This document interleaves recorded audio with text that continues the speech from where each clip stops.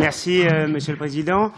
J'ai écouté avec attention les deux personnes qui ont été auditionnées. On voit qu'il y a un certain nombre de critiques qui sont régulièrement formulées sur la manière dont la Pologne a modifié l'organisation de sa justice. J'avais eu l'occasion de participer il y a 2 ans à la mission de la commission Libé à Varsovie et j'avais déjà déploré à l'époque qu'il y avait beaucoup d'adversaires affichés, d'adversaires politiques du parti Droit et Justice qui étaient auditionnés et fort peu de soutien ou même de représentants officiels du gouvernement ou de la majorité. Et c'est un peu toujours le cas dans nos débats aujourd'hui puisqu'on entend 2 voix critiques sur le système judiciaire polonais et on peut entendre un certain nombre de ces critiques, mais on n'entend pas la réponse officielle du gouvernement polonais. Bien sûr que tous les systèmes judiciaires peuvent être critiqués et critiquables. Je prendrai l'exemple de mon pays, la France. La manière dont les juges constitutionnels sont désignés, ils le sont sans voie de recours possible par le président de la République, non pas parmi des juristes éminents, mais parmi leurs amis politiques.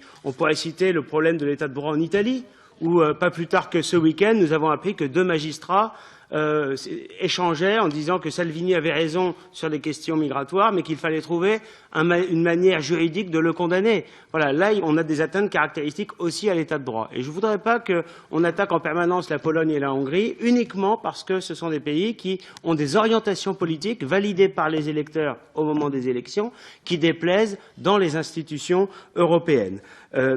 Vous évoquez, Madame in 't Veld, les droits des LGBTI. Mais excusez-moi, mais il y a les droits des citoyens.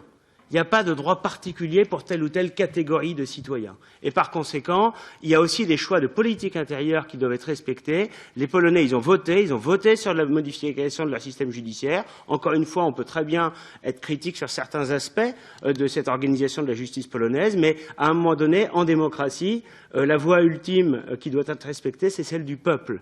Et donc il ne faudrait pas qu'ici, dans les institutions européennes, on cherche en permanence à se substituer au choix légitime du peuple. Et dans le cas précis de la procédure article 7, nous voyons bien qu'aujourd'hui, il n'y a pas du tout de consensus au Conseil pour aller plus loin dans la procédure.